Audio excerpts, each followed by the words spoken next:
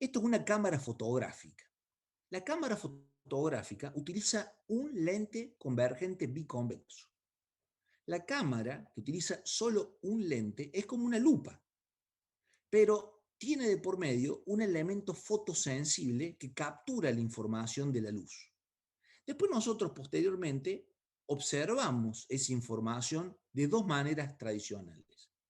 En una cinta, en un papel, donde se ha revelado la información visual que capturó una película fotosensible, cuando la cámara es de tipo analógico, y se ha hecho un proceso de formación de la imagen a través de una reacción química en ese papel fotosensible, o hemos capturado la información luminosa del mismo lente que en la cámara analógica, que en la cámara digital, pero en vez de tomarla en una película fotosensible a la luz, la capturamos con un transductor, un dispositivo electrónico, que transforma la energía luminosa en una señal eléctrica, y a esa señal, punto por punto de ese sensor, posición por posición, cada punto de información se llama píxel, es la unidad básica de información de la luz en una posición del espacio, le vamos a asignar dos datos a esa señal que va a crear este dispositivo. Se llama fototransistor, se llama este dispositivo, y fotodiodo. Estos son dos dispositivos electrónicos distintos. Estos elementos que van a tomar energía luminosa y generar electricidad, para decirlo sencillo, van a dar dos datos: brillo y color. Y solamente van a sensar tres colores: rojo, verde y azul. Lo mismo que hace el sistema de visión humano. Y después el procesador electrónico que tiene la cámara digital va a justamente procesar la información de todos estos elementos, píxel por píxel, y va a conformar la imagen adecuadamente, organizadamente, de lo que capturó ese lente. Pero Profe, la cámara sigue teniendo el mismo lente. El sistema óptico de la cámara analógica y de la cámara digital son exactamente el mismo. No cambia nada ópticamente. Solo cambia el sensor y el procesamiento de la información luminosa. ¿Sí? Ahora, las imágenes que tenemos aquí están tomadas con una cámara analógica o digital. Los píxeles que me preguntas, Gonzalo, por el chat, píxel es la información mínima en el espacio, una posición de la información de la luz. Es un punto que va a sensar información. También puede ser un punto que va a emitir, en el caso de una pantalla, un display. Cada punto que emite brillo y color, a esa posición, a ese punto en el espacio, se le llama píxel. Y uno tiene una cierta cantidad de puntos en una superficie, tanto para recibir información luminosa, para sensarla o para emitirla. En el caso, por ejemplo, un televisor que está emitiendo energía luminosa y está emitiendo información luminosa. ¿Sí? El píxel es el punto de información. El píxel puede estar construido con distintas tecnologías, ¿no? La posición es el píxel, esta unidad básica de información luminosa. Vos podés armarlo con diferentes componentes electrónicos y podés emitir o sensar energía. Cuando vos decís tengo una cámara de 13 megapíxeles, quiere decir que hay 13 millones de puntos de información que van a sensar la información luminosa, por ejemplo. Y todo eso se va a combinar para crear una imagen. Eso queremos decir cuando decimos la resolución de esta cámara digital es de 25 megapíxeles. ¿Me entienden? 25 millones de puntos van a sensar información luminosa. Cada punto es un dispositivo electrónico que está sensando energía. En el caso de una cámara, por ejemplo. Bueno, estas son imágenes capturadas por un lente de una cámara, que puede ser analógica o digital, porque el sistema óptico es el mismo. En la distancia focal del primer lente que estamos usando es 28 milímetros. La distancia focal del mismo paisaje para la segunda cámara es de 105 milímetros. Y la distancia focal del lente que está capturando la fotografía en el mismo lugar, en el mismo paisaje, es de 300 milímetros. A medida que aumenta la distancia focal, ¿qué cambio hay en la imagen que se captura de este paisaje, de estos objetos que están? ¿Qué ha sucedido?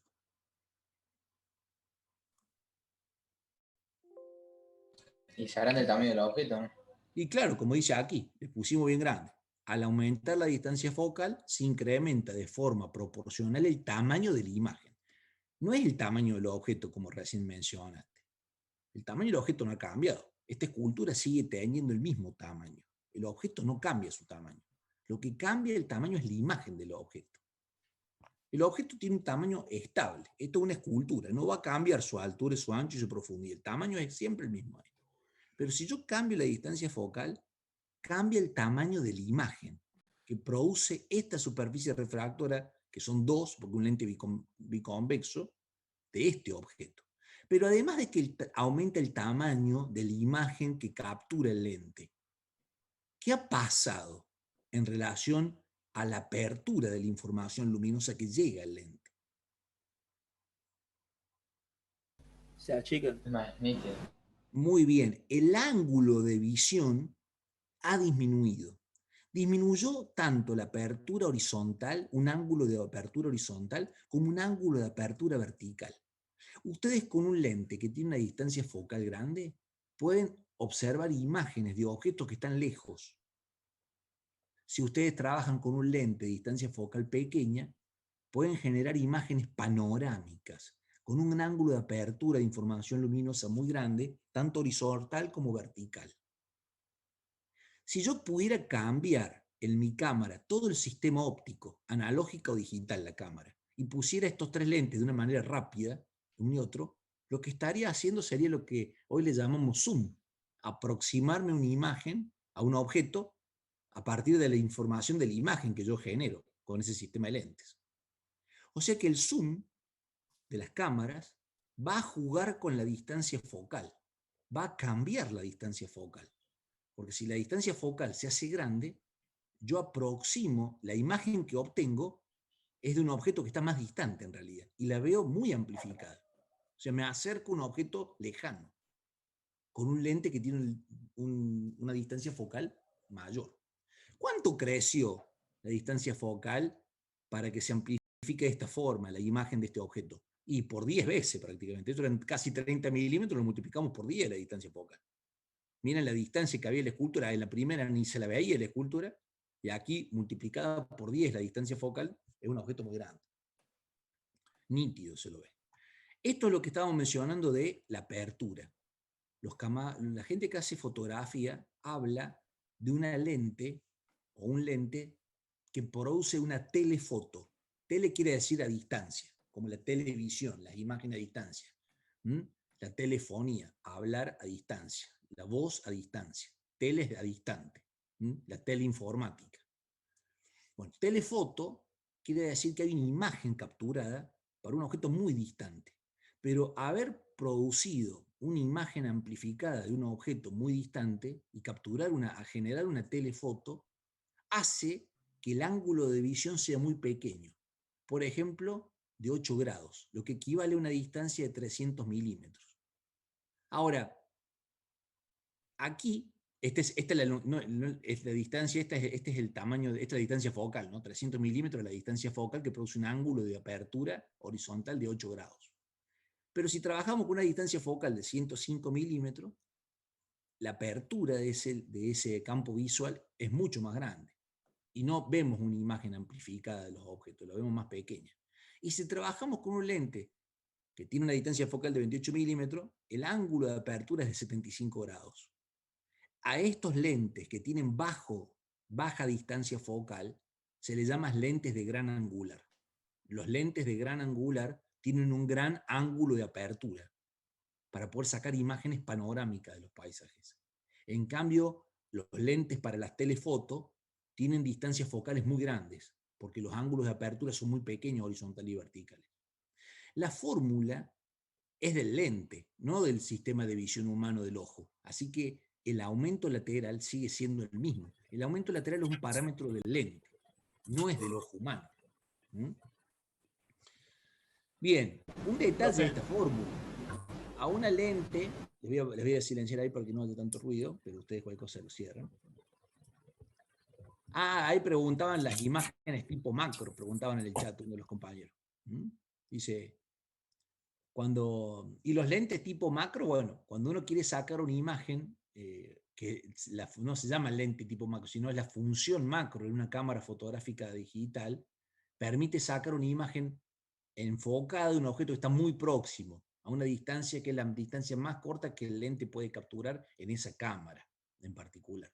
Y el ángulo de apertura es pequeño, ya vamos a ver la función macro para poder enfocar una imagen para el punto próximo. Así como el sistema de visión puede generar una imagen de un objeto en el punto cercano, los lentes y en las cámaras fotográficas o de filmación también tienen una distancia de punto próximo. Si uno quiere sacar una imagen, capturar una imagen de un objeto que está por delante del punto próximo de esa cámara, la imagen sale borrosa. También no se puede capturar porque se forma por detrás del sensor químico o el sensor electrónico.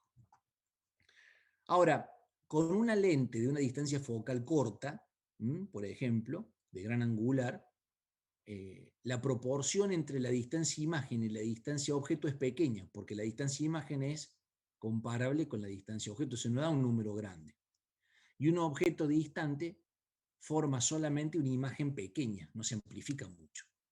Ahora, cuando se utiliza una lente de distancia focal muy grande, la imagen de ese objeto puede cubrir todo el tamaño del área donde yo puedo capturar la imagen, o sea, todos los píxeles que tengo para poder resolver, tanto en una película fotoquímica, donde hago una reacción punto a punto, en los granos que se van a polarizar, o cuando trabajo con un sensor o electrónico y hago que el tamaño de esa imagen sea mucho más grande y el ángulo de visión se achica.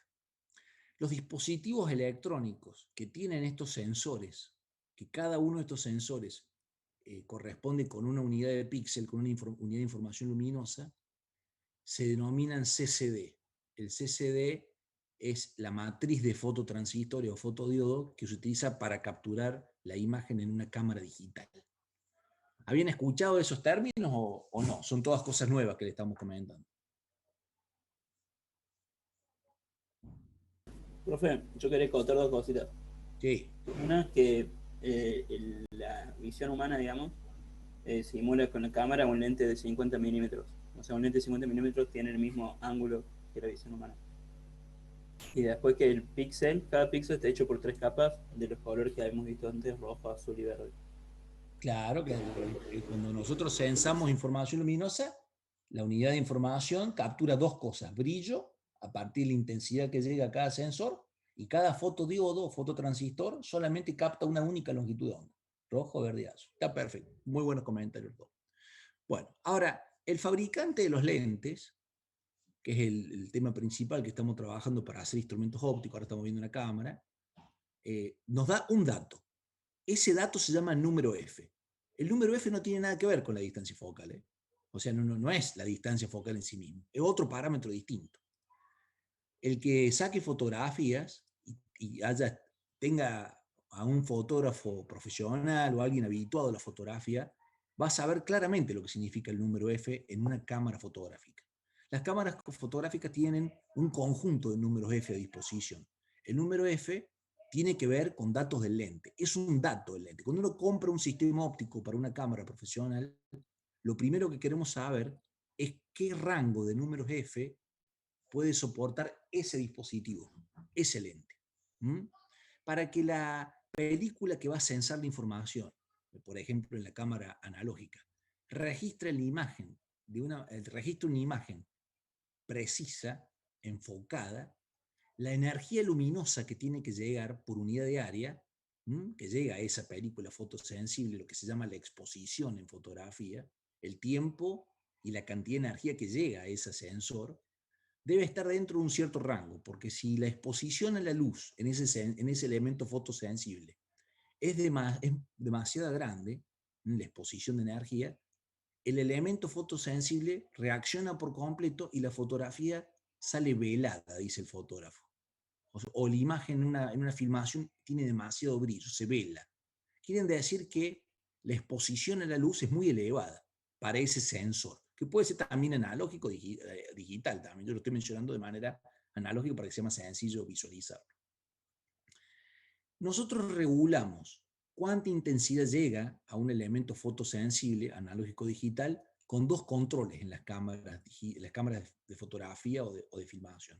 Uno que se llama obturador y otro que significa que es la apertura del lente. Esa apertura del lente lo hacemos con un elemento que se llama diafragma. son dos controles distintos. El obturador, que es un conjunto de placas en la cámara fotográfica que abre y cierra mecánicamente, y otro que es el diafragma, que es un elemento que suele ser de goma, que se modifica en su diámetro. Ahora, el obturador es el clásico elemento mecánico en la cámara que cuando abre y cierra en la cámara profesional hace un ruido, hace el chic, chic. Esa apertura y cierre de placas metálicas en un intervalo específico de tiempo es el tiempo en el cual la luz pudo pasar hacia el elemento fotosensible. En la cámara fotográfica, el lente está delante del obturador. El obturador está por detrás. Entonces, cuando uno mira la cámara, lo que ve es el obturador cerrado. Obturar quiere decir cerrar. Así que el obturador se va a abrir y se va a cerrar un tiempo determinado. El intervalo de tiempo que estuvo abierto es fundamental para definir la exposición.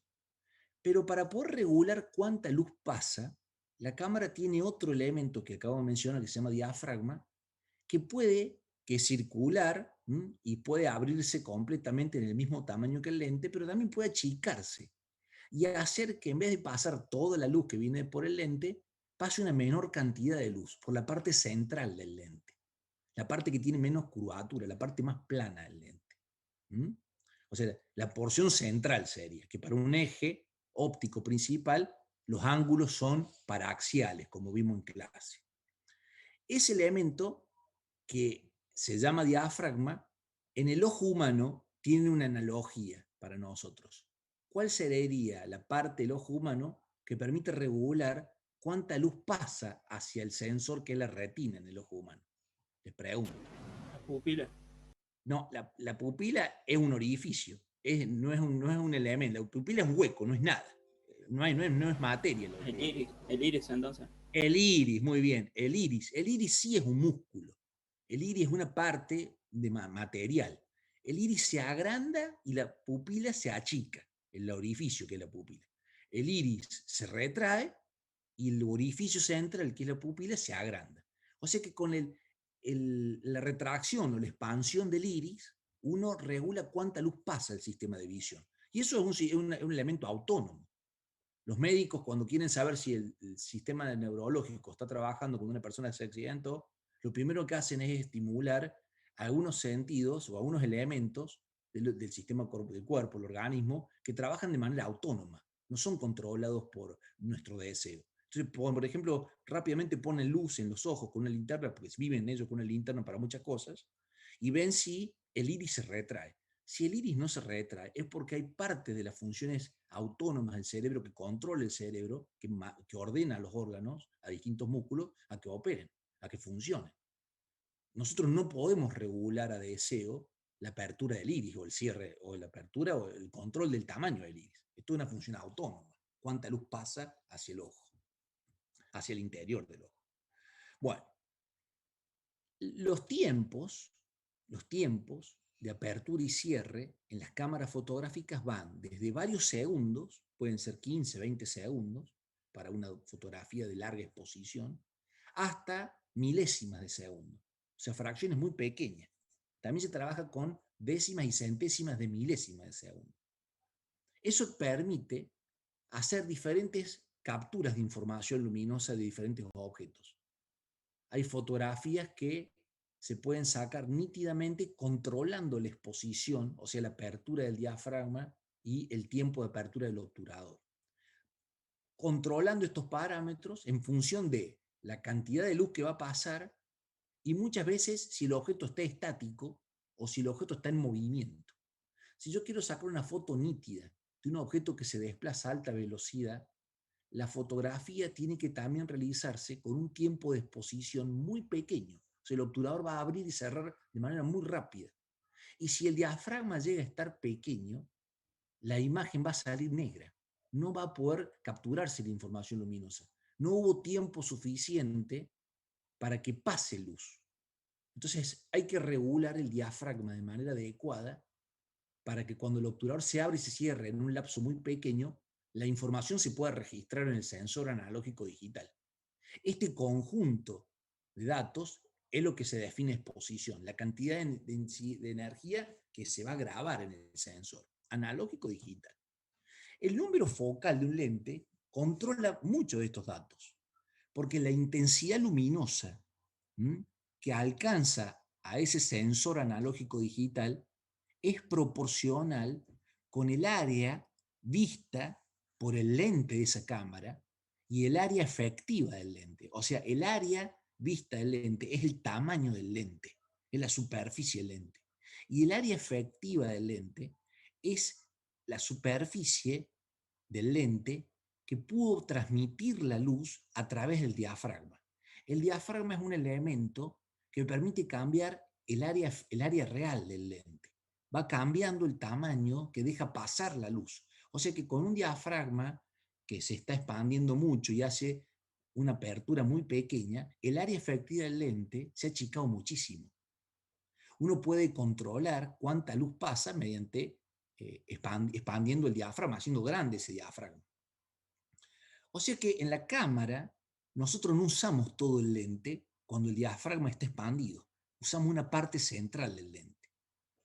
Bien, eso es un detalle importante, porque mientras el diafragma esté más retraído, la cantidad de intensidad luminosa que va a recibir el lente es mayor y por lo tanto la potencia luminosa es más alta, es cada vez más grande. El número F relaciona esas dos características en un único número adimensional. Miren lo que va a relacionar. Relaciona la distancia focal, que es un parámetro del lente fundamental, con el diámetro de la abertura del lente, o sea, el diámetro físico del lente. Como la distancia focal es una expresión de una longitud y el diámetro de la abertura es también una longitud, ¿qué unidad dimensional tiene este descriptor del lente, de la lente?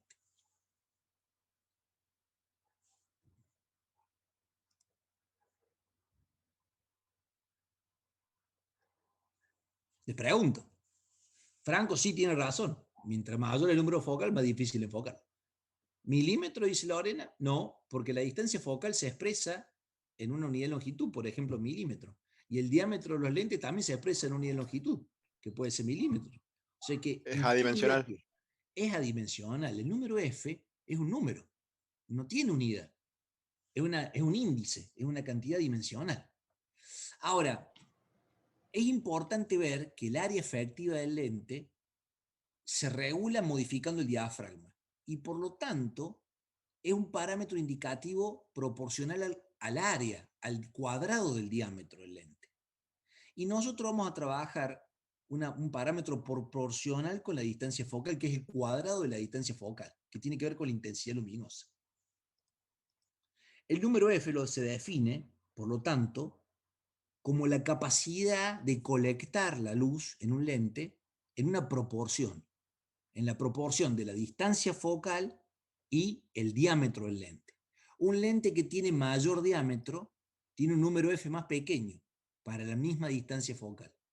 Si D, que es el diámetro del lente, es mayor, el número F es más pequeño.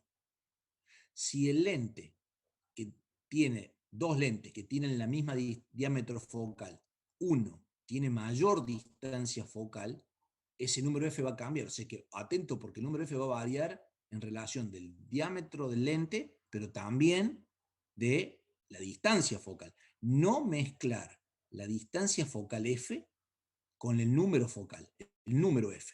El número F no es lo mismo que la distancia focal. Bien, pero ya ahora lo planteamos. El número F se llama. Las cámaras fotográficas tienen grabado. ¿Alguien alguna vez tuvo una cámara profesional, analógico digital? Si lo tuvo de frente a la cámara, ve que en el borde del lente están grabados todos un código numérico. Ese código numérico tiene estos números. F2, tiene estos números 2,8, 4, 5.6, 8, 11, 16. Tiene un código numérico. Ese rango numérico que está grabado, que suele escribirse con un guión y otro número, son todos los números F que tiene ese lente. Vamos a poner un ejemplo. Si yo tengo un lente biconvexo que tiene una distancia focal de 50 milímetros y el diámetro de ese lente es de 25 milímetros, el número F vale 2, porque es 50 milímetros dividido 25 milímetros. Cuando un fotógrafo dice que tiene un lente de 2, de número F, está diciendo que la apertura del lente equivale a F sobre 2. Así se lee esto. La apertura del lente es el número F dividido ese número que se obtuvo, 2. Estos son los términos que nosotros trabajamos. Ahora, la intensidad de la luz que llega a ese sensor es inversamente proporcional con el cuadrado del número F. Por eso ellos lo leen así. Mientras más grande es el número F, menos intensidad luminosa llega al sensor de esa cámara. La intensidad de la luz que llega al sensor es inversamente proporcional con el cuadrado del número F. Y el número F tiene, muy bien ahí lo que están escribiendo en el chat, muy bien, tiene como relación la distancia focal y el diámetro del lente. Ahora, otro detalle. En el caso de un lente biconvexo, con una apertura de diámetro variable, por ejemplo, con el obturador, con el diafragma, porque hay cámaras que uno no puede modificar, el diafragma está fijo, cámaras analógicas digitales con diafragma fijo, por ejemplo, el diámetro está modificado en un número que es por un factor de multiplicación que es la raíz del número 2. La raíz de 2 es 1,41. Y el número F, que es este parámetro que acabamos de definir, el cociente de la distancia focal con el diámetro de la abertura, varía en un factor de la inversa de la raíz de 2. Y ese número, 1 sobre la raíz de 2, es lo que va a modificar el valor de la intensidad y se duplica con la intensidad en la película fotosensible o el dispositivo electrónico fotosensible. Bueno, las escalas que están graduadas en las cámaras fotográficas, por ejemplo esta digital que está acá arriba, están definidas con rangos específicos del número F, debido a esta relación de la proporción del factor de 2 de la raíz cuadrada de 2. Entonces, las proporciones que ya están predefinidas en las cámaras son F sobre 2, por ejemplo, F sobre 2,8, F sobre 4, F sobre 5,6, F sobre 8, F sobre 11, F sobre 16 y así sucesivamente todas las que pueda controlar esa cámara. Los valores más grandes de esta forma de escribir así el dato del número F representan aberturas y exposiciones más pequeñas. Producen la mayor apertura y una exposición más corta. El diafragma se agrandó mucho y la exposición es más pequeña.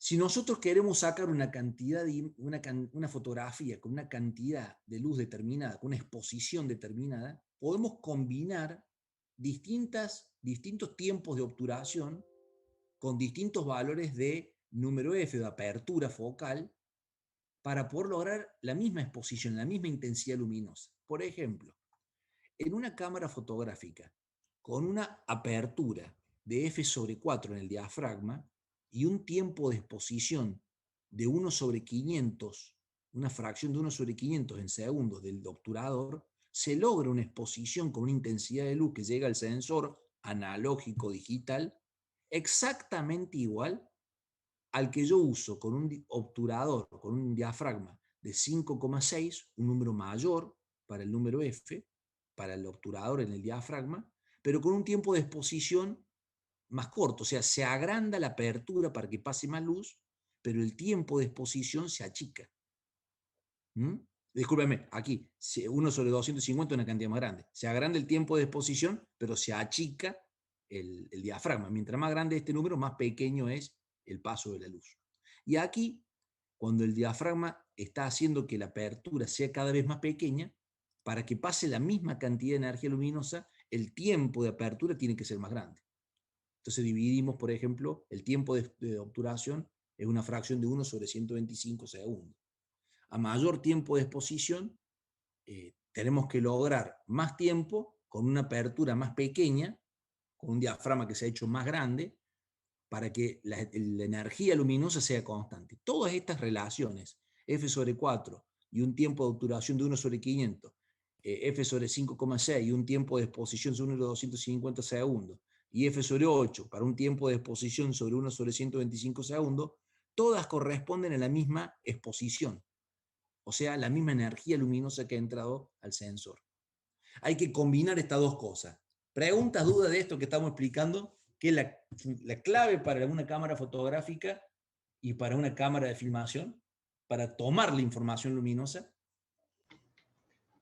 Profe, ahora que usted mencionó esto de la cámara de filmación, eh, lo que yo sé de la historia, esto de cuando ocurrieron las primeras cámaras de filmación, en realidad era una captura secuencial de distintas imágenes que Sí, pero después al no me pasar quiero a alta desviar, no me quiero velocidad. desviar, un detalle, no me quiero desviar del foco que estamos No, sí, conversando. no, solamente estaba hablando de esto para poder llegar a algo que, que no sé si se me ha formado un concepto erróneo o no, pero por eso Está yo bien. quería primero abarcar con esto para indicar a qué voy, desde qué punto Sí, voy con ese concepto que se me armó.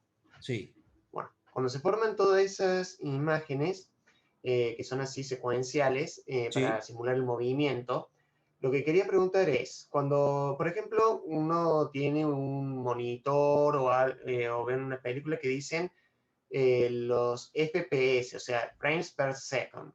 El frame vendría a ser la cantidad de secuencias de imágenes que se pasan. Sí, sí, el FPS son los cuadros por segundo, la cantidad de capturas que uno va a tomar para poder formar una imagen de corrido. Exactamente. Ah, claro, Me parece entonces, muy bueno el aporte que hizo Franco, por ejemplo, en el chat también, que léanlo, porque a él le gusta sacar también fotografía y está acostumbrado, por lo que cuenta, a hacer combinaciones de el control del diafragma mediante el número F y a, por ejemplo, una fracción de tiempo definida en el obturador, para poder capturar una imagen. O sea, está definiendo una exposición en función de la sensibilidad que tiene un sensor. Y eso se mide bajo diferentes normas, que se pueden ser normas ISO o normas ASA, donde se define la sensibilidad del fotosensor. Yo no estoy mencionando todavía eso, pero ahí les voy a poder comentar un poquito más. Bueno, a mí lo que me importa de lo que han comentado, que están muy bien todos los aportes, tanto para la filmación como para lo que han puesto en el chat, es que cuando uno quiere capturar información luminosa, con un sistema, con un lente, tiene que regular la exposición de luz que va a pasar por ese lente. ¿Cómo hacemos ese control? Les pregunto a todos y a todas. ¿Cómo vamos a controlar cuánta luz pasa por ese lente y va a un sensor? Es una combinación entre el diafragma y la velocidad de obturación. Es una combinación entre el diafragma, que va a definir el tamaño eficaz del lente, y el tiempo que va a abrir una pieza que va a dejar pasar la luz, que es el obturador. Eso es lo primero que todo el mundo tiene que tener presente. Bien. Ahora, entonces cuando se hace por ejemplo, una filmación, es una secuencialidad bastante rápida de apertura y cierre. exacto, una filmación, tanto analógico como digital, implica tener muchos cuadros de imágenes en diferentes momentos del tiempo. Ya vamos a ver después porque hay muchas cosas para seguir hablando sobre cuántos cuadros son necesarios para que una persona interprete una imagen de corrido, sin variaciones, sin saltos discretos, porque hay un tiempo de procesamiento a nivel neurológico. Pero Ya, seguimos bien. todavía con una cámara fotográfica, es la base de una cámara de filmación, así que después hay un detalle muy sencillo que cambia.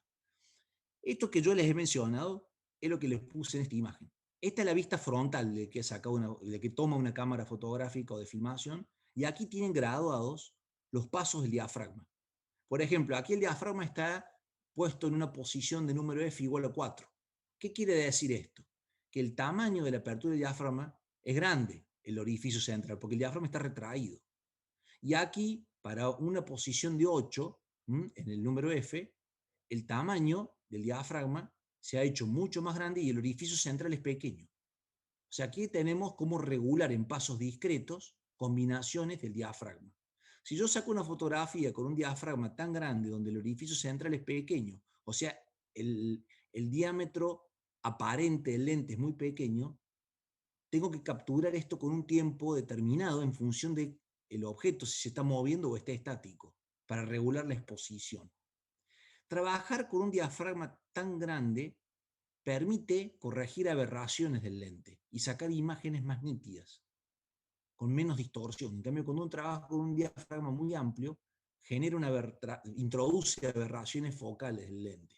Y eso produce que la imagen pueda estar fuera de foco en una zona. Hay una zona que esté nítida y una zona de la imagen que capturó que esté fuera de foco. Hay veces que uno eso lo desea artísticamente y hay veces que no lo desea. Depende de qué quiere lograr. Bien, Eso me importa que lo tengan, que lo puedan ver, lo puedan tener claro. Las películas fotosensibles que se utilizan o el control de sensibilidad de un dispositivo electrónico es ajustable. Uno puede elegir el grado de sensibilidad. Cuando se mide en un formato que se llama ISO, que es una norma ISO justamente para determinar la sensibilidad de este sensor, a mayor cantidad numérica del sensor, mayor sensibilidad, o sea, con menos intensidad se puede registrar la información luminosa. Los valores típicos de las ISO, de la sensibilidad, tanto en un papel fotográfico, en una cinta fotográfica, en un sensor, van desde 100 hasta, por ejemplo, miles, ¿no? 1500, 1600, 1200, 2000 y pico, para que tengan una idea. Ahora, nosotros muchas veces utilizamos en las cámaras un conjunto de lentes y movemos los lentes internamente. Este sistema de lentes combinados, que son todos lentes convergentes biconvexos, permite armar lo que es un sistema combinado de lentes. Es un lente que se llama zoom. Esto es un lente zoom mecánico que se acopla a una cámara analógica o digital.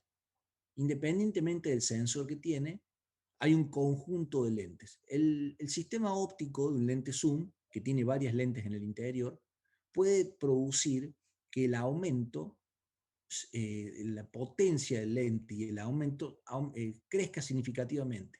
O sea, nos permite hacer una telefoto, capturar una imagen muy distante y amplificar muchísimo el tamaño de una imagen.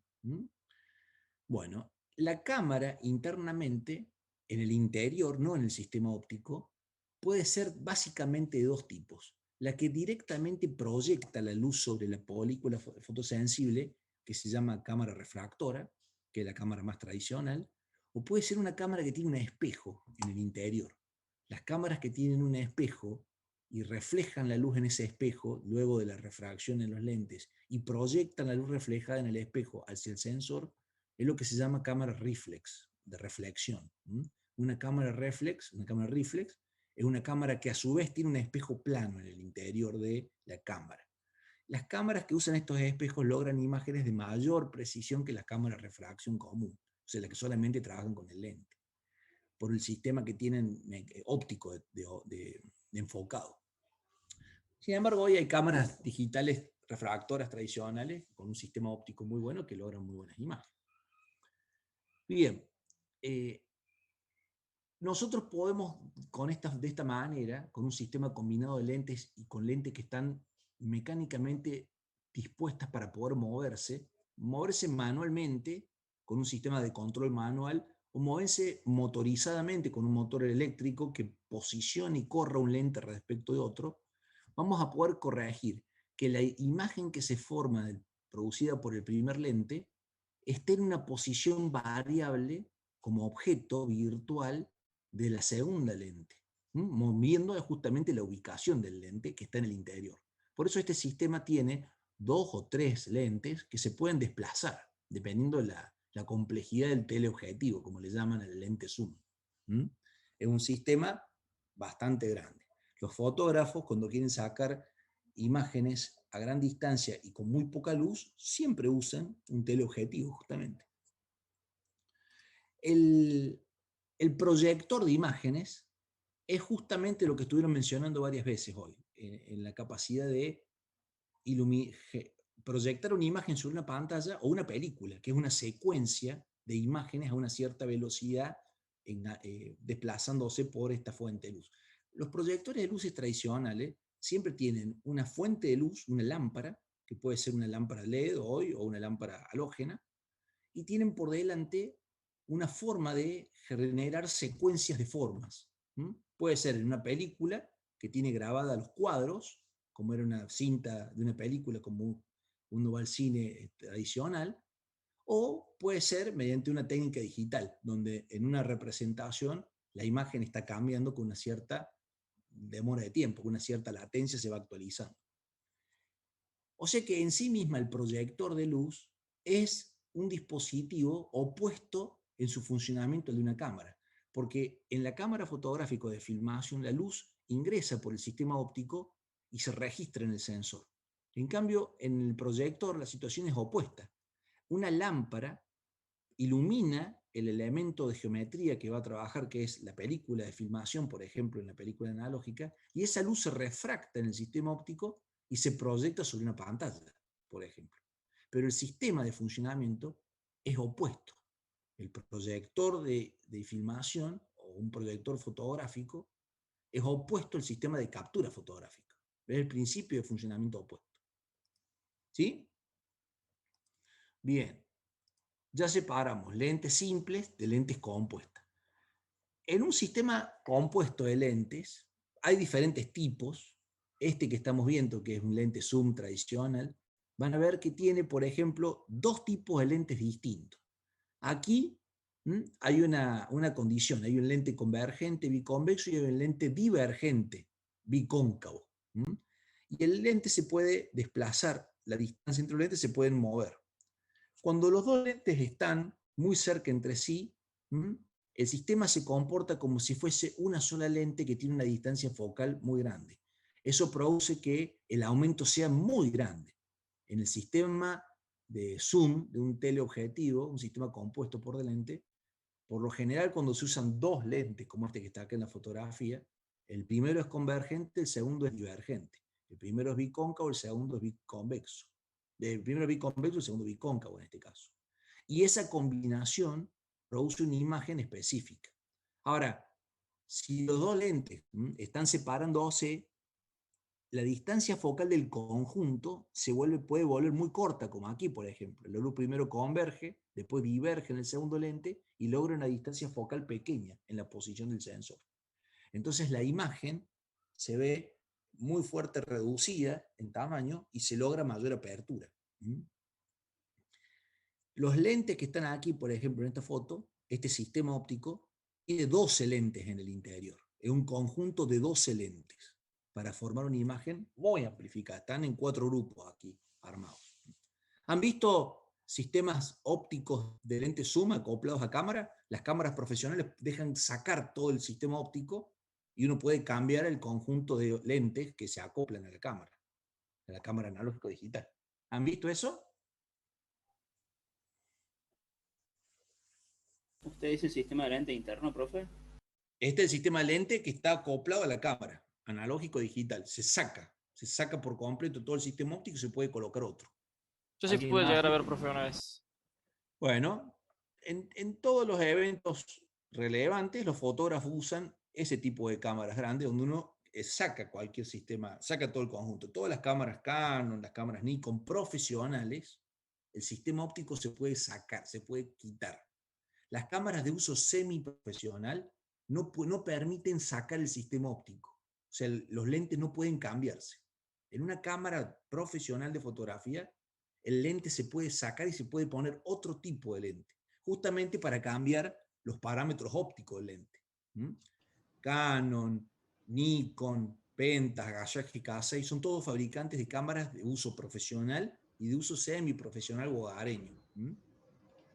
Hay algo gracioso que algunos lentes inclusive llegan a valer más que la misma cámara. Y por supuesto, lo más costoso en cualquier cámara digital o analógica es el lente. Es lo más difícil de construir y es el que va a definir la calidad de la imagen totalmente. Uno puede tener un sensor electrónico de 200 millones de píxeles y si no tiene un buen lente, la imagen es un desastre. El lente es crucial porque va a converger la luz en el sensor. No sirve de nada tener una CCD de alta precisión con millones de píxeles de resolución si no puedo enfocar la luz en el sensor. Lo más caro en un sistema fotográfico es el lente, siempre. Y es lo que más cuesta poder fabricarlo. Por eso muchas veces el fabricante de lente es otro fabricante que fabrica la cámara. Por ejemplo, Sony, en su cámara fotográfica de filmación, utiliza un lente que fabrica Cal6, que es una empresa específicamente que se dedica a hacer lente, nada más. Nikon no, Nikon tiene su propio lente Nikkor y Nikon produce la propia electrónica y todo el sistema de comando de la cámara. Bueno, así como podemos usar los lentes para capturar una imagen muy distante o muy cerca y para poder sacar fotografías con diferentes tiempos de exposición y grabar información de objetos del movimiento de manera nítida o de manera borrosa siguiendo la trayectoria de luz, todo lo que se puede hacer con una fotografía artísticamente y técnicamente, podemos usar un conjunto de lentes para amplificar muchísimo el tamaño de un objeto extremadamente pequeño. El sistema óptico que tiene por fin amplificar al máximo posible el tamaño de la imagen en relación al de un objeto muy pequeño es el dispositivo que se llama microscopio. El microscopio compuesto está formado por dos lentes biconvexos, lentes convergentes. Pero hay otros tipos de microscopios también. Este microscopio que vamos a ver es el microscopio óptico, el microscopio compuesto. Después vamos a ver otra familia de microscopios en un rato. ¿Cómo funciona el microscopio? ¿Alguien tiene un microscopio? ¿Alguien ha usado microscopios ópticos? ¿Ha visto a través de microscopios? Yo, Sí, yo también. Buenísimo, o sea, hay una experiencia de algunas personas. Acá arriba, este microscopio que yo le elegí para la fotografía, tiene dos lentes oculares. El lente que está en proximidad a los ojos se llama ocular porque es el que está apoyado, o próximo al óculo. El lóbulo ocular es el lóbulo del ojo. Estos lentes son los que la persona va a arrimar su sistema de visión. Uno para el ojo izquierdo, otro para el ojo derecho. Ambos van a conformar una única imagen del objeto. Después, en la parte inferior, está lo que se llama el lente objetivo. Este microscopio de precisión, microscopio óptico de precisión, tiene tres lentes objetivos. Entonces, este sistema, que tiene una roldana, permite rotar el sistema óptico del objetivo y cambiar el tipo de lente que tiene cada una de estas puntas. En esta punta hay un lente objetivo distinto que de este otro, con su número F distinto. Pero siguen siendo lentes biconvergentes, ¿no? Biconvexos, solo que tienen distintos números F, el lente. Distinta distancia focal, distinto diámetro. ¿Cómo funciona el microscopio? Este es un microscopio vertical. Aquí abajo se pone una probeta del objeto que se quiere observar. Y en la parte inferior hay una lámpara que va a producir retroiluminación. La luz va a venir desde abajo, va a pasar por el punto donde está la probeta con el material, que puede ser, por ejemplo, una muestra de células, y esa información que va a la luz que va a iluminar el objeto que queremos ver, va a llevar la información luminosa al sistema óptico, se va a refractar en el lente objetivo, se va a refractar en el lente ocular y va a arribar al sistema de visión para el ojo derecho y el ojo izquierdo, que es lo que hemos modelado aquí. El objeto, la célula que queremos ver en esa probeta, está muy cerca del punto focal del lente objetivo. Por eso el lente objetivo se aproxima muchísimo a la probeta. Este sistema este sistema que está aquí sube y baja, tiene un control que permite acercar el objeto al lente para que el objeto se aproxime mucho al punto focal de este lente, que está estático. La luz que está iluminando el objeto, que es proveniente de esta lámpara, se refracta en el lente y forma una imagen real por la intersección de los rayos refractados dentro del sistema óptico, invertida respecto al tamaño, a la posición del objeto, y con un tamaño que no es mucho más grande que el del objeto. Pero la posición de la imagen, que crea el primer lente, que es Q1, está muy cerca del punto focal del segundo lente. La distancia focal del lente ocular se llama F sub B, aquí en el símbolo. Y la distancia focal del lente objetivo se llama FO. La distancia entre los dos lentes que existe entre el conjunto de lente binocular objetivo y el objetivo y ocular se denomina L. Acá el gráfico está hecho para un lente ocular, el del ojo izquierdo, por ejemplo. Esta es la distancia entre el lente objetivo que está cerca del objeto, por eso se llama objetivo, y el lente ocular que está en proximidad al óculo, al del sistema de visión. El aumento que nosotros logramos en un microscopio es el producto de dos aumentos. El primer aumento que vamos a tener en cuenta es el que produce el sistema de lentes, que es un aumento físico debido a la refracción.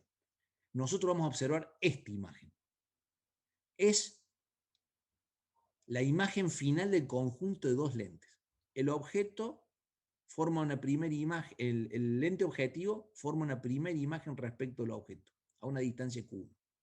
Y la luz proveniente de esa imagen, que es el objeto virtual de esta lente ocular, se va a refractar y va a ir dirigido al sistema de visión. Pero los rayos se separan luego de esta refracción.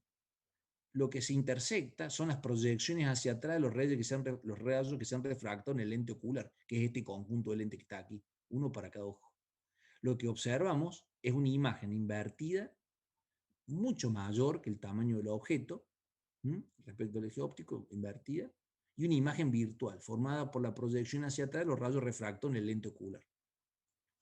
En la fórmula del aumento de un microscopio óptico intervienen los datos del sistema de visión, por eso va a aparecer el aumento angular, aparece la distancia de punto próximo, porque la persona tiene que estar ubicada a una distancia óptima para poder observar la imagen.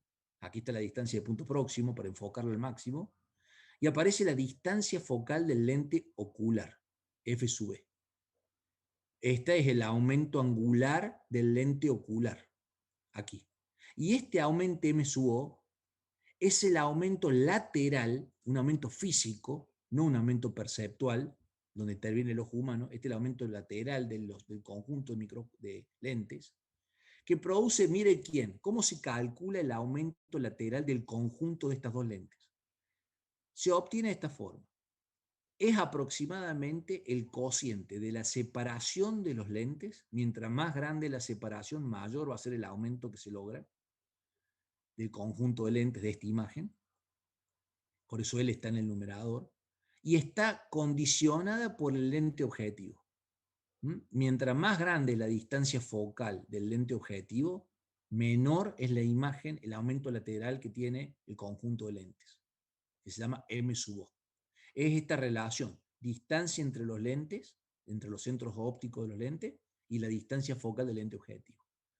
Hay que combinar los dos aumentos, el del conjunto de lentes con el sistema de visión, a través del aumento angular, para formar el aumento del microscopio compuesto. Aquí está menos L sobre F4, el menos viene de que es una imagen virtual, que está delante del sistema de lentes, formada por intersección de las proyecciones de los rayos refractados, y esto está multiplicado, porque cuando vimos sistemas de lente, el aumento total se obtiene como el producto de los aumentos. Hay un aumento físico por los dos lentes y hay un aumento perceptual por el sistema de visión. Esta es la fórmula que tenemos en el microscopio óptico, donde intervienen las distancias focales de los dos lentes y la separación de los dos lentes. Y está la distancia de punto próximo, para este caso 25 centímetros. Bien, pregunta, duda del microscopio compuesto, de esto que hemos visto, ahora lo vamos a ver verticalmente. Ahí cómo se está, porque acá lo analizamos, pero el modelo tendría que ser vertical. Este es el modelo matemático del aumento total y este es el modelo físico. ¿Sí? Dígale, profe, ¿por qué era menos L en la fórmula del aumento Claro, lateral? porque la distancia focal FO, que es la distancia focal del lente objetivo, es negativa la distancia focal. Es una distancia negativa, Ok. entonces F tiene valor negativo. Sí, sí, sí. El signo viene de la distancia focal de la lente objetivo. Bien, acá está el sistema que estamos viendo recién. Acá está el objeto. Este es el lente objetivo que está muy próximo en uno de los proyectores, en uno de los sistemas ópticos. La fuente de luz que está en la parte inferior. La luz se forma en un ángulo sólido, tridimensional, pasa a través del objeto, que es una célula, que estamos viendo aquí. Estas son las células unicelulares del agua, que a simple vista no se pueden observar, y son las que viven en el agua potable, el agua dulce, y la luz se proyecta y forma una imagen real. En el tubo se forma la imagen real. Aquí está la imagen real. Esta imagen está posicionada aquí. Acá hay un espejo que va a cambiar la dirección en este microscopio en particular, que cambia la posición de los rayos, para que la persona no tenga que estar arriba y pueda estar un poquito hacia una posición sentada. Pero en este que está totalmente vertical, no hace falta un espejo, así que la imagen está aquí. Esta imagen es esta, es la imagen real, que se forma por la intersección. La luz proviene desde una posición del objeto, se refracta con la distancia focal F1 que se ve aquí, se forma una imagen 1. La imagen está muy cerca del punto focal del lente ocular. La geometría del lente ocular y el lente objetivo son distintas. Ahora, cuando se refracta en el lente ocular, va dirigida al sistema de visión, hacia la córnea, el humor acuoso, el humor vitrio, la retina, todo el sistema de visión y el cerebro. Nuestra información que observamos es esta. Es la intersección hacia atrás de las proyecciones de los rayos que se refractaron en el rayo ocular, en el lente ocular. Porque cuando la luz se refracta, según la ley de Snell, en el lente ocular, no se forma una imagen por intersección. La intersección está aquí atrás. Esta es la imagen que nosotros vemos. Esta es la imagen que crea el lente ocular a partir de la información que llega al lente ocular proveniente de la imagen que creó el lente objetivo. Como vimos, es una combinación de las imágenes, en este caso de dos lentes. Nosotros vemos este en final. Ahí está. Este es el modelo físico, el modelo óptico y la información que observamos. ¿Qué nos permite un sistema de un microscopio óptico? Ver cosas que son imperceptibles para el sistema de visión humano. Por ejemplo, ver células, organismos unicelulares.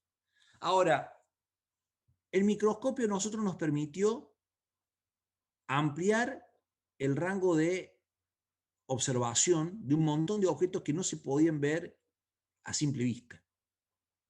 Pero la pregunta que nosotros tenemos que pensar es que si un sistema óptico produce amplificación, nosotros podríamos ver una estructura más pequeña, por ejemplo, por la cual está conformada esta célula. Esta célula está compuesta, por ejemplo, por moléculas, y las moléculas a su vez están compuestas por átomos. ¿Yo podría ópticamente, en un microscopio, observar un átomo? No, porque la amplitud de onda de los fotones es más grande que la de un átomo. Al menos de la luz visible. Claro, viene de Entonces ahí, no pero podríamos observarlo. ahí viene de ahí. En la teoría, en el modelo, mejor dicho, que también es una teoría de campo electromagnético, la luz es una onda, es un fenómeno ondulatorio. Y uno de los parámetros de la luz es la longitud de onda, no de los fotones, de la longitud de onda de una onda electromagnética. El tamaño de esa onda de la luz visible para el color rojo, el verde, el azul, el amarillo, el violeta, tiene un tamaño. Y aquí viene un fenómeno que se llama de interferencia de ondas.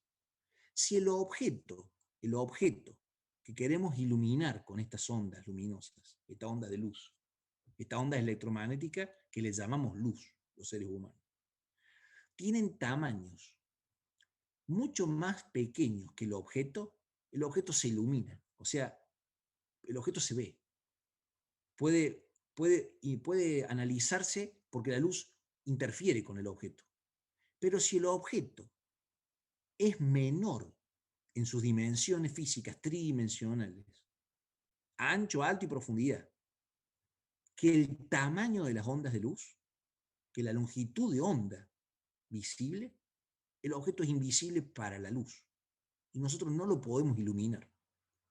La luz ilumina objetos que tienen como mínimo el tamaño equivalente de la longitud de onda.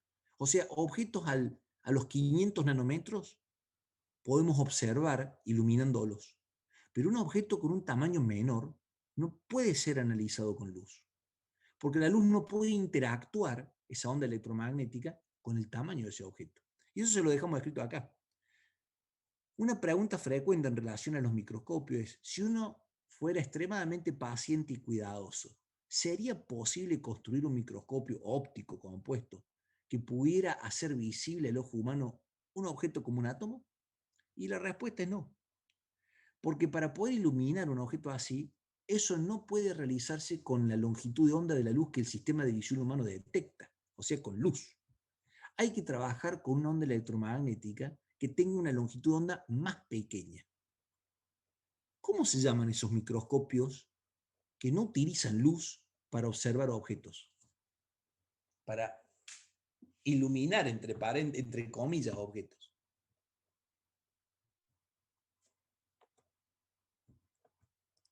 ¿Cómo se llaman esos dispositivos?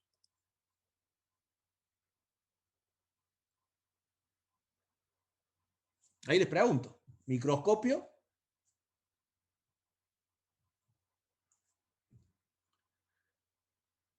No, el telescopio es otra cosa. ¿Cómo se llama el microscopio que va a capturar la imagen de un objeto que tiene un tamaño menor que la longitud de onda de la luz? La longitud de onda de la luz, el color que tiene menor longitud de onda es el violeta. Tiene 500 nanómetros de longitud de onda. Si el objeto tiene menos de 500 nanómetros en tamaño, no puede ser iluminado. No lo podemos ver. Es como están poniendo ahora en el chat, microscopio electrónico. Los microscopio electrónico de barrio, hay distintos tipos del microscopio electrónico de barrio, son los que yo les mostré cuando analizamos una imagen retina. Esta imagen no está capturada con un microscopio óptico. Esta imagen está creada, está obtenida con un microscopio electrónico de barrido. ¿Qué es lo que se hace en el microscopio electrónico de barrido básicamente? Bueno, el microscopio emite fotones. Es un cañón de fotones. Y es un cañón de electrones. Porque cuando se emiten los electrones y van chocando, se liberan también fotones. Pero no procesa la información de los fotones. Este cañón, principalmente de electrones, hace que los electrones choquen contra la superficie del objeto y captura la reflexión. Lo hace en un rango de frecuencia muy alto. En rayos X lo suele hacer, que una longitud de onda menor que la luz visible, de mayor frecuencia todavía, y hace un escaneo. Es como un escáner que trabaja a alta frecuencia y va haciendo una reflectometría de la emisión. Ese es un tipo de microscopio electrónico de barrio, no es el único, hay diferentes tipos. Los actuales son mucho más pequeños y emiten menos radiación ionizante, porque estos rayos que se emiten, que son de mayor intensidad, ionizan, producen con mucha intensidad transformaciones en la célula, ¿no? Esta es una imagen obtenida por microscopio electrónico de barrio, la de los bastones y los conos. Nosotros usamos muchísimas radiaciones ionizantes para muchas cosas. Para hacer una placa radiográfica usamos rayos X, en una tomografía axial computada se utilizan rayos X. O sea, usamos permanentemente radiaciones de alta energía. Y para observar objetos muy pequeños usamos radiaciones ionizantes, por ejemplo, rayos X. Una banda de rayos X. Bien, ahora, nosotros podemos formar imágenes de mayor tamaño, pero ahora de objetos que están muy lejos de la posición donde están las lentes que vamos a utilizar. Ese dispositivo que también tiene dos lentes como el microscopio, pero ahora forma una imagen final de un objeto que está extremadamente distante, el que se llama telescopio. ¿Alguien ha usado un telescopio? Porque el microscopio es muy parecido al telescopio. Tiene dos lentes, un lente objetivo, un lente ocular, pero la particularidad es que el objeto está muy cerca del lente objetivo y el objeto es muy pequeño. Es muy pequeño y al punto que no se lo ve prácticamente con el sistema de visión y hay que amplificar muchísimo el tamaño de la imagen. Ahora, cuando uno usa un telescopio, ahora voy a ver si me han comentado que han usado telescopio, ¿sí? Hay varios que han usado telescopio. Los objetos que nosotros vemos con el telescopio suelen ser objetos muy grandes, como un planeta. Pero al estar tan distantes, a simple vista, el sistema de visión los ve extremadamente pequeños. Hay dos tipos de telescopios. Este que está en la fotografía, dígame si alguno lo usó, se llama telescopio refractor. El telescopio refractor está compuesto por dos lentes que refractan la luz. La imagen se forma por refracción.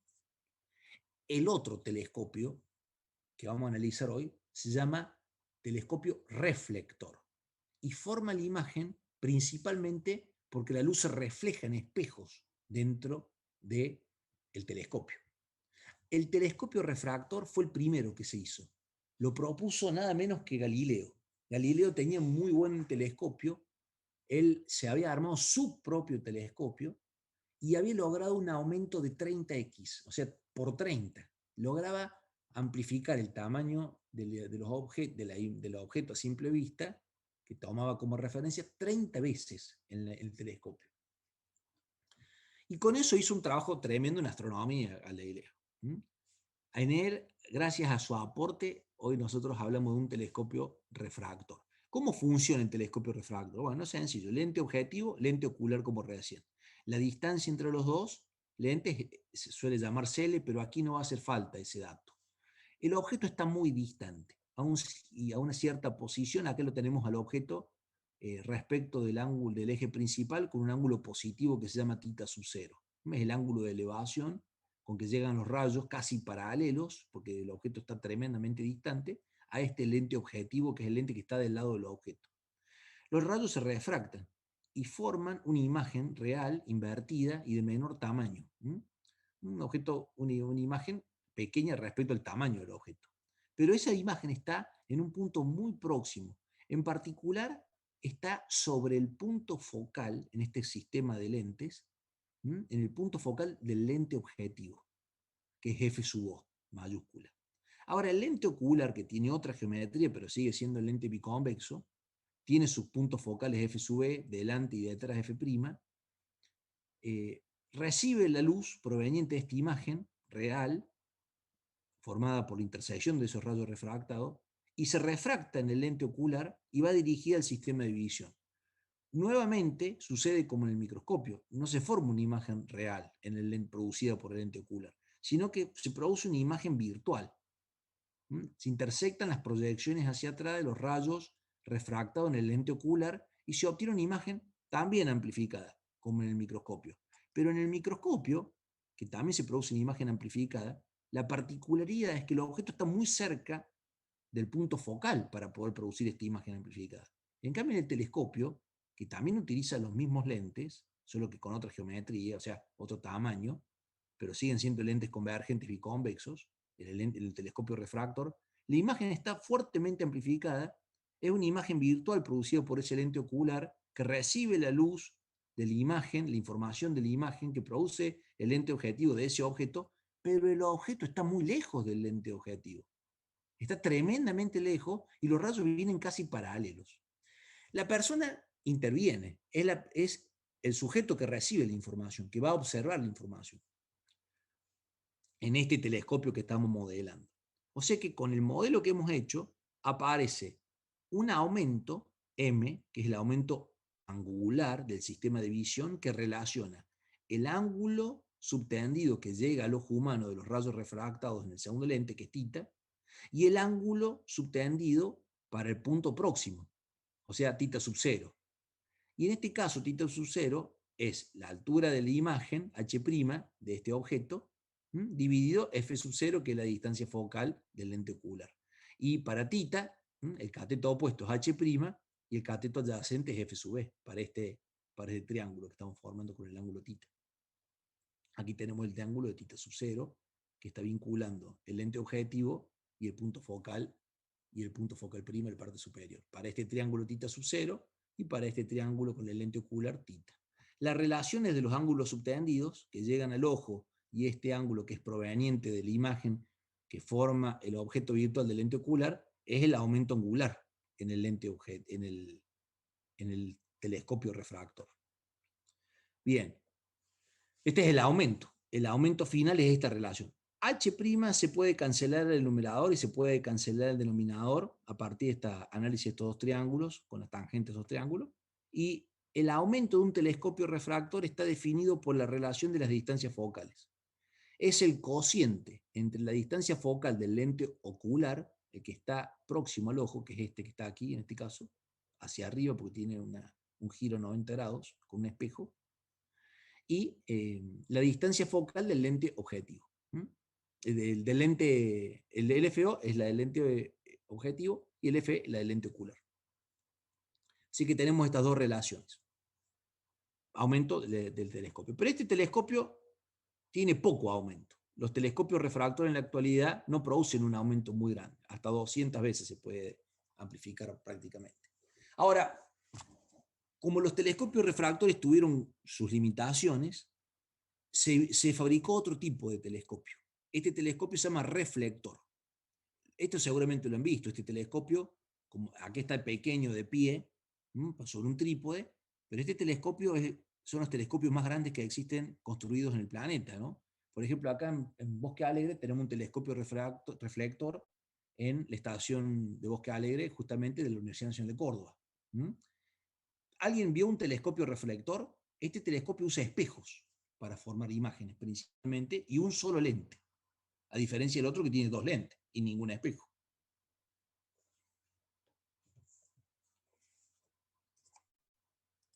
¿Sí?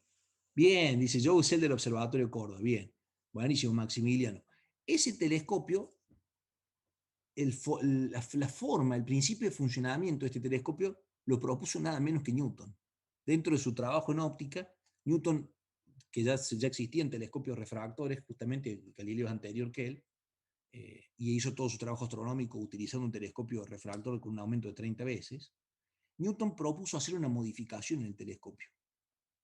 La modificación de Newton es esta, la que se utiliza hasta la actualidad. Este es el principio básico de funcionamiento de ese telescopio.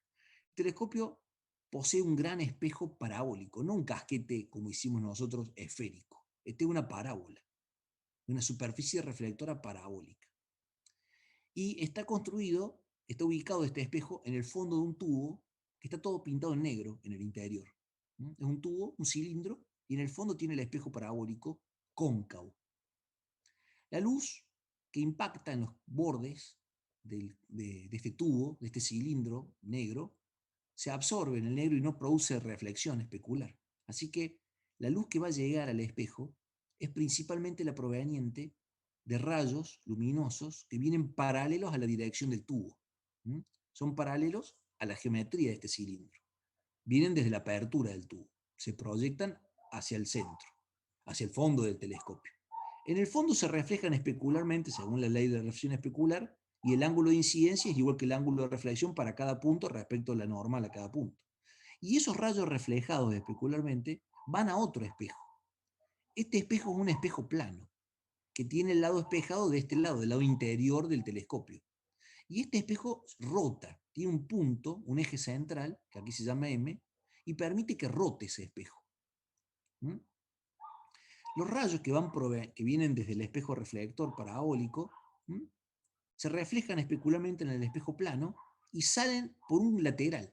Newton lo que dijo es, para poder mejorar la imagen y aumentar la imagen significativamente, no hay que poner dos lentes, por el problema que tienen los lentes. Vamos a eliminar el lente objetivo, lo que hizo él. Sacó este lente totalmente y lo único que hizo fue proyectar la luz en un espejo cóncavo, dirigirla hacia otro espejo para poder sacarla por un lateral. Esta es la apertura lateral que tiene este telescopio reflector. Toda la luz ingresa por el tubo central, que es este, se refleja en el fondo, en el espejo parabólico, cóncavo, y cuando vuelve al punto lateral se refleja en el espejo plano y sale por el lateral. Y aquí, para poder observar la imagen final, sí o sí, para hacer que la luz converja hacia el ojo, hay que montar un lente ocular. ¿Cuál es el beneficio que tiene este telescopio respecto al telescopio refractor? ¿Cuál es el principal beneficio que tiene? ¿Qué le hemos eliminado con este gran telescopio?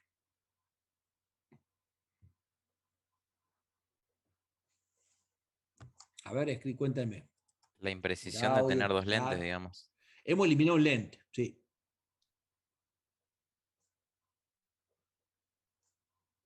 Sí, Sol dice, tenemos un lente menos. ¿Quién se anima a mencionar algo más? ¿Eso qué tiene que ver al eliminar el lente? En los telescopios refractores, ¿cuál es el lente más grande? ¿El lente objetivo, el que es más grueso, o el lente ocular? ¿Cuál es el lente mayor? ¿Este que es el lente ocular, que es finito, o este que es el lente objetivo? El lente objetivo sería el más grande. El lente objetivo es el mayor, el que tiene mayor potencia, el que tiene una distancia focal mayor, tal cual. Este lente, que es el que tiene más aberración, el que más distorsión produce en el telescopio refractor, Newton lo eliminó. Dijo, no, este lente no lo usamos más.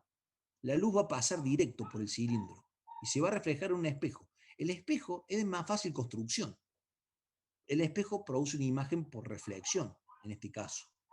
La luz se va a reflejar dos veces y va a salir por una pared opaca del cilindro del telescopio reflector y va a pasar por un lente pequeño.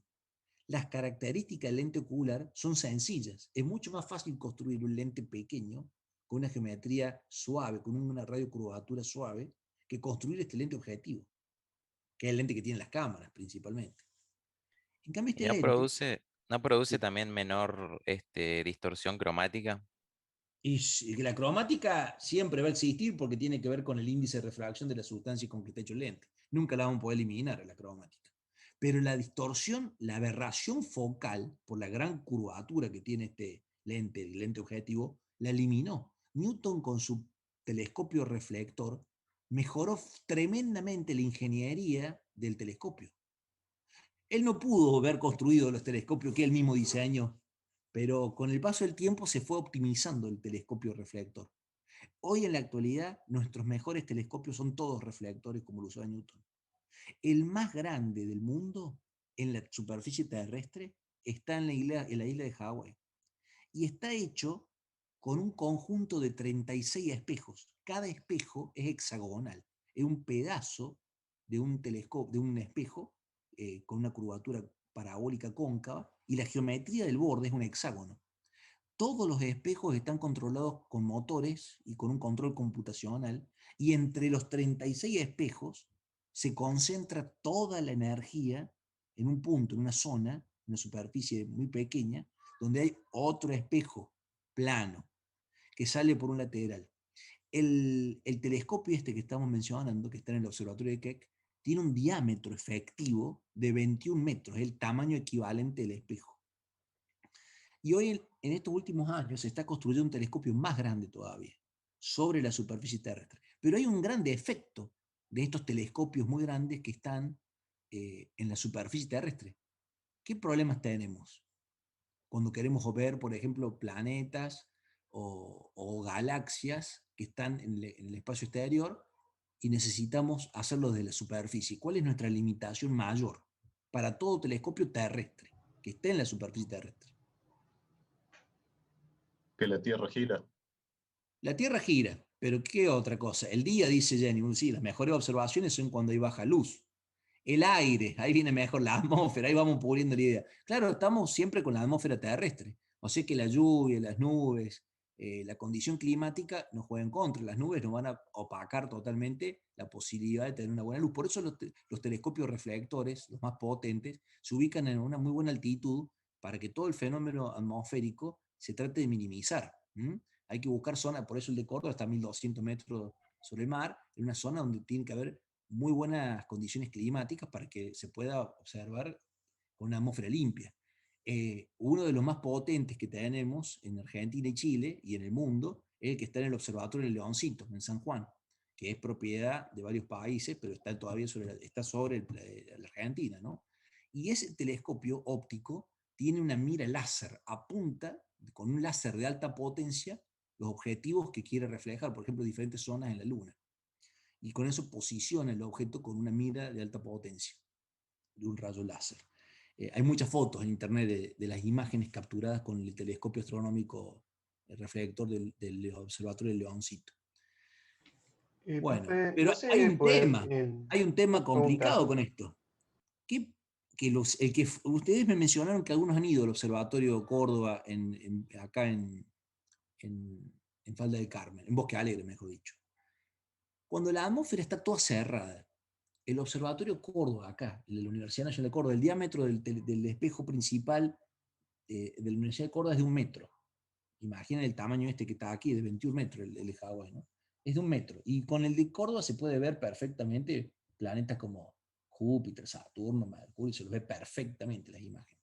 Muy, muy buenas imágenes se lo ven.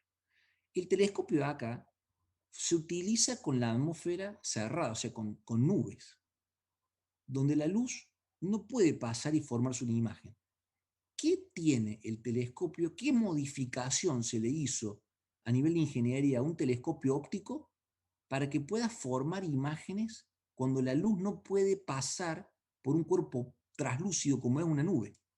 ¿Qué se introdujo? ¿Qué cambio hay que hacerle? El que fue lo sabe porque estuvo ahí.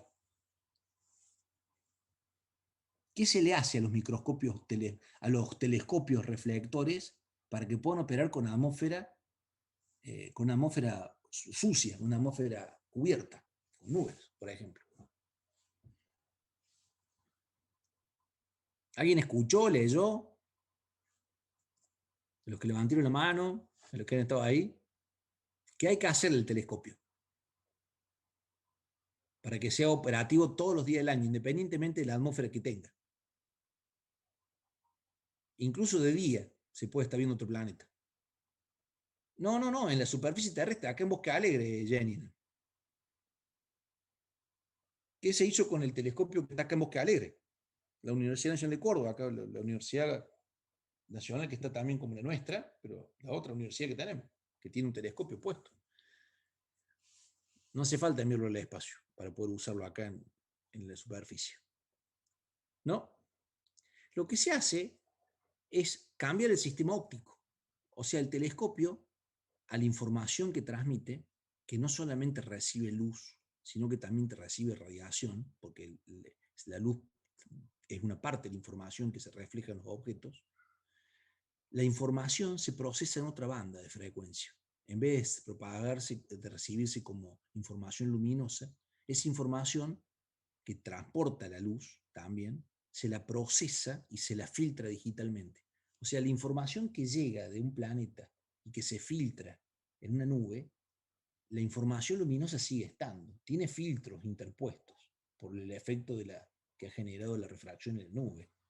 Pero lo que se hace hoy es una corrección computacional. La información se censa, se captura con un sensor digital, se pone como una cámara fotográfica, donde estaba el lóbulo del lente ocular, donde la persona observaba, y esa información que se captura digitalmente, se la procesa y se le aplican filtros a la información, filtros digitales, no filtros electrónicos, estoy diciendo. Y ese filtrado elimina completamente el efecto de la nube. O sea, uno puede estar capturando información de luz proveniente de una estrella y puede filtrar lo que produce el efecto de la luz sobre la nube que tenemos interpuesta. Y puede reconstruir la imagen proveniente de esa estrella, por ejemplo, o de un planeta como Júpiter.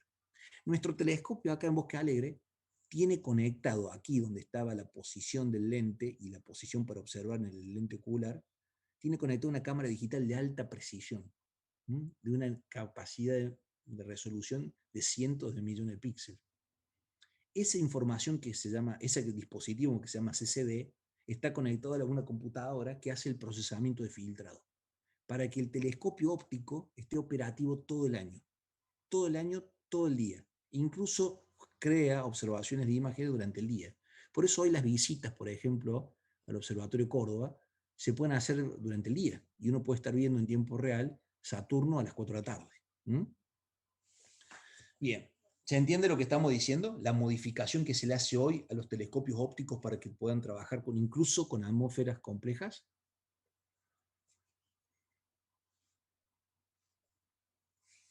¿Sí? ¿Se va entendiendo? Todo esto es cosas Sí, que se entiende.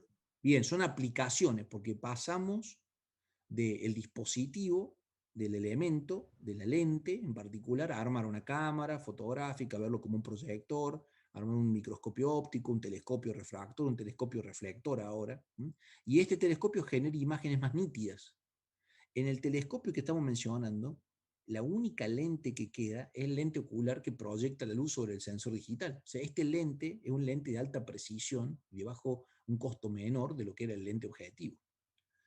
Este que está aquí es la estructura de un telescopio reflector mucho más moderno que el que está puesto acá en Bosque Alegre. Está en la montaña de Gemini, se le llama, es el telescopio Gemini North, está en Estados Unidos este telescopio, pero sigue siendo un telescopio reflector, como lo pensó Newton. La luz proveniente de los objetos muy distantes ingresa al conducto, esto está dentro de toda la cámara donde está el telescopio, este que está aquí es el espejo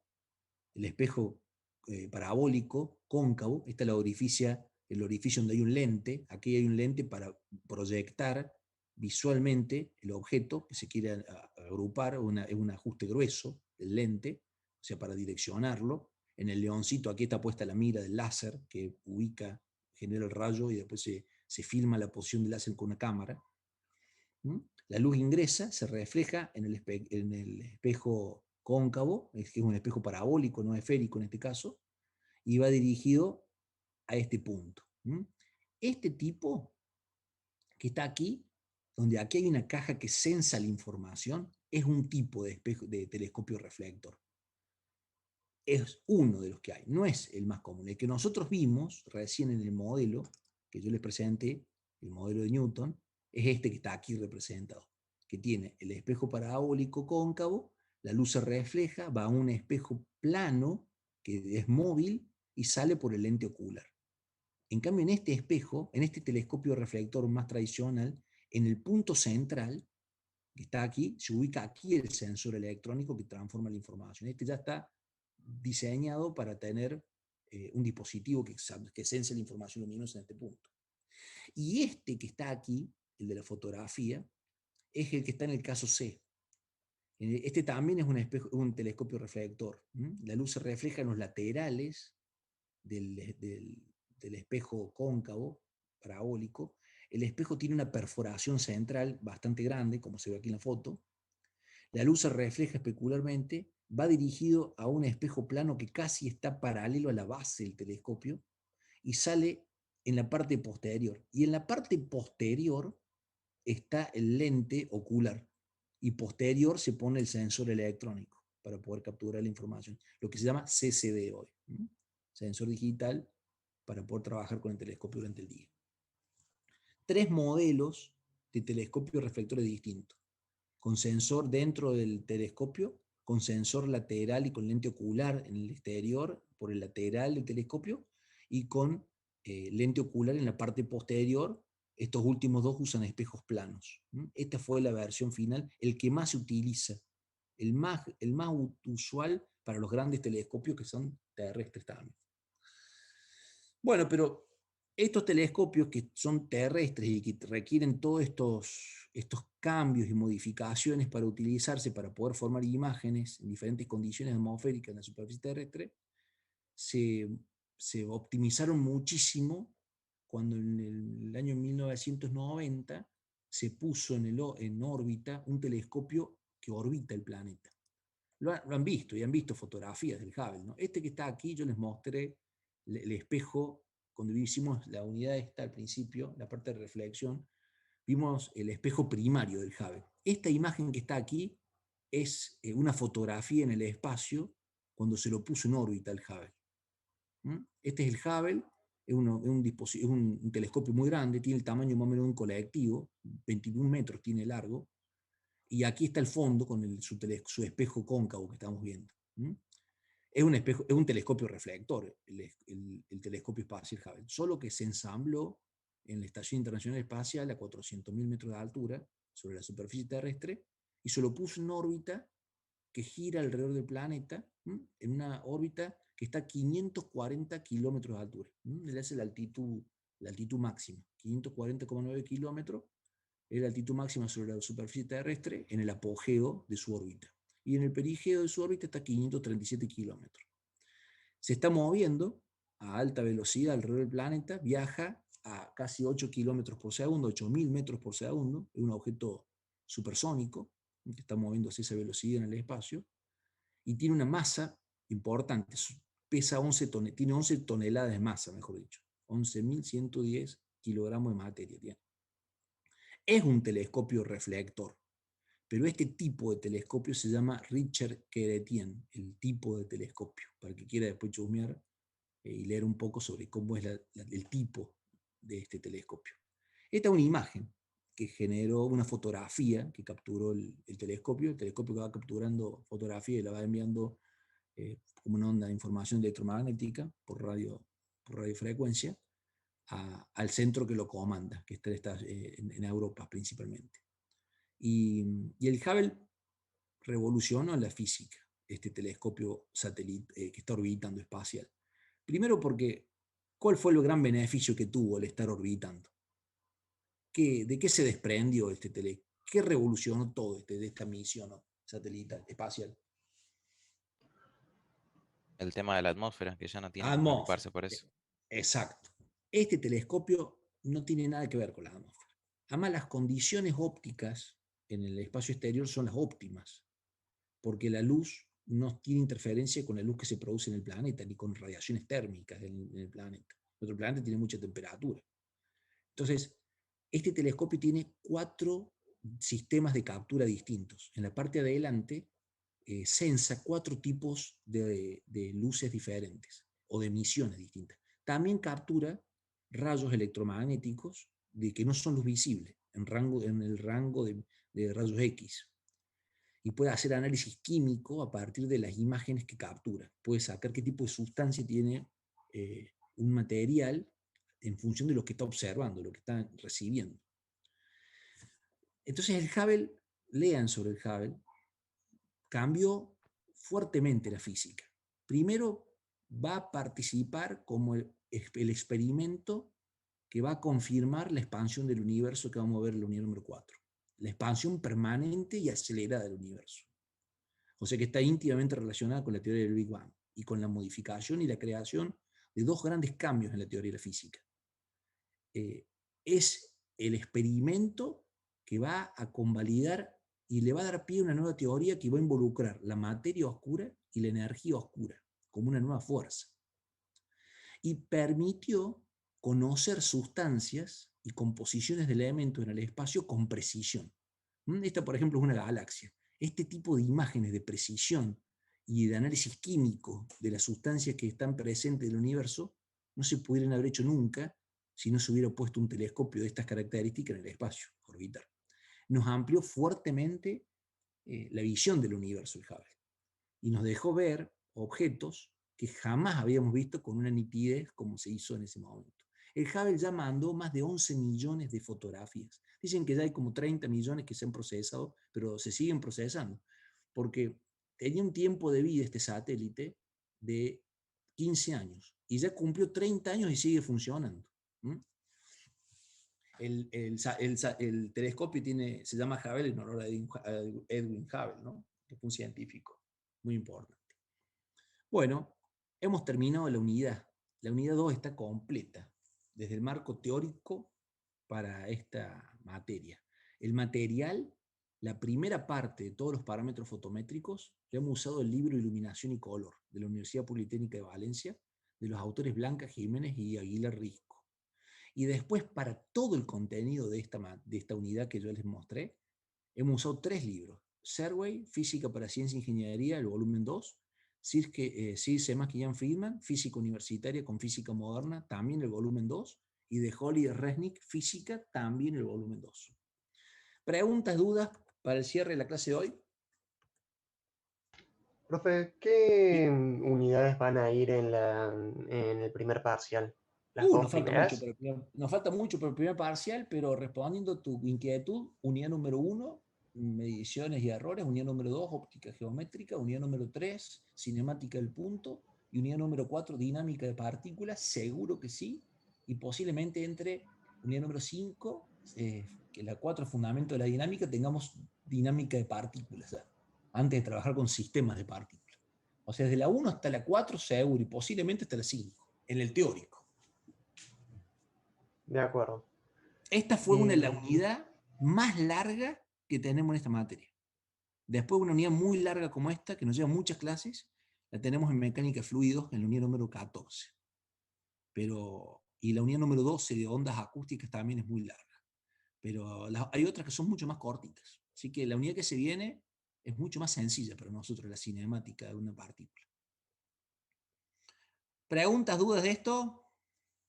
¿Otra cosa que tengan, que quieran Hay hacer? una pregunta en el chat. Dale, a ver.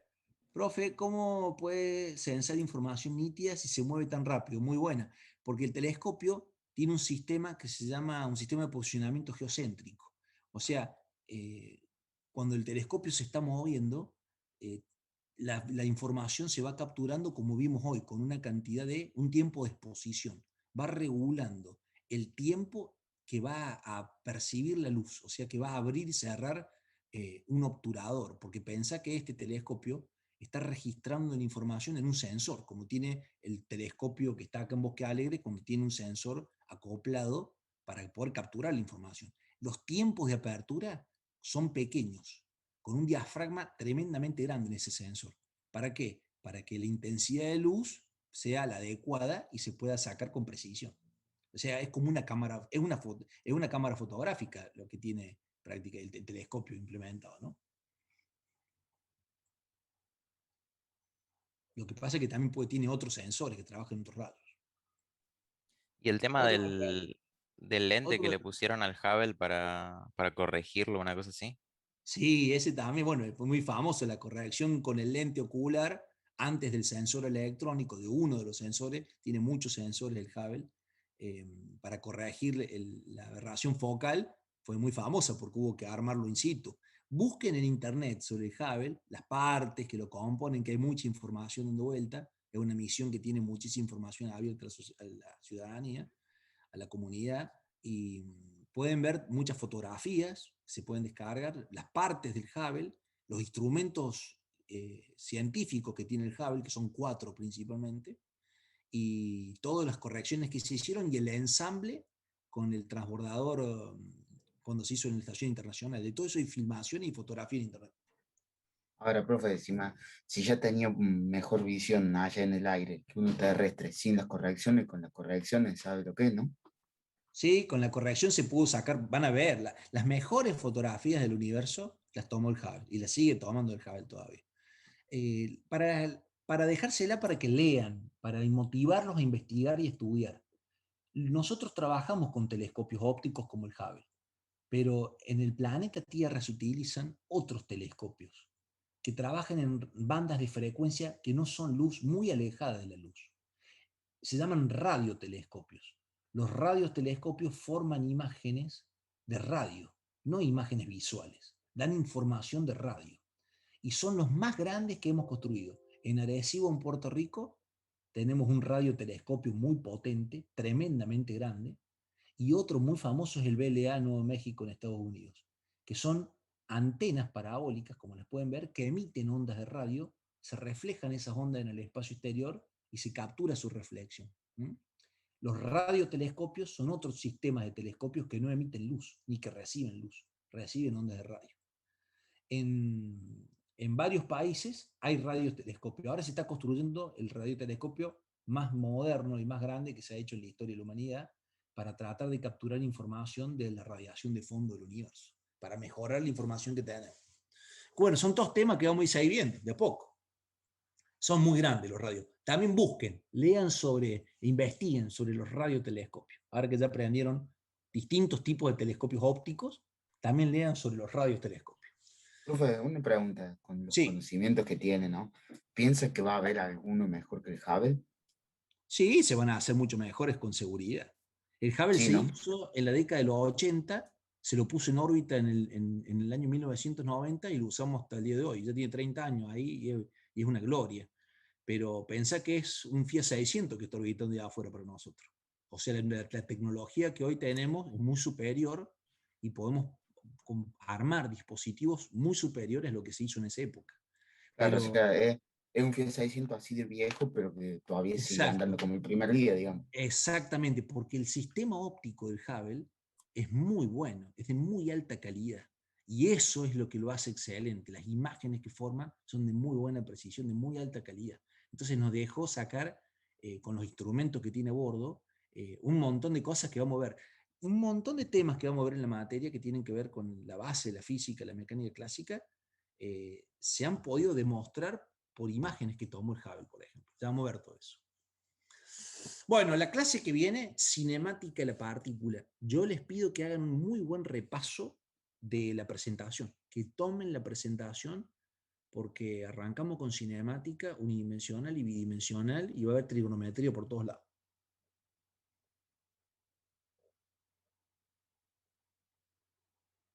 Buenísimo. Nos vemos el próximo lunes. Chau, chau.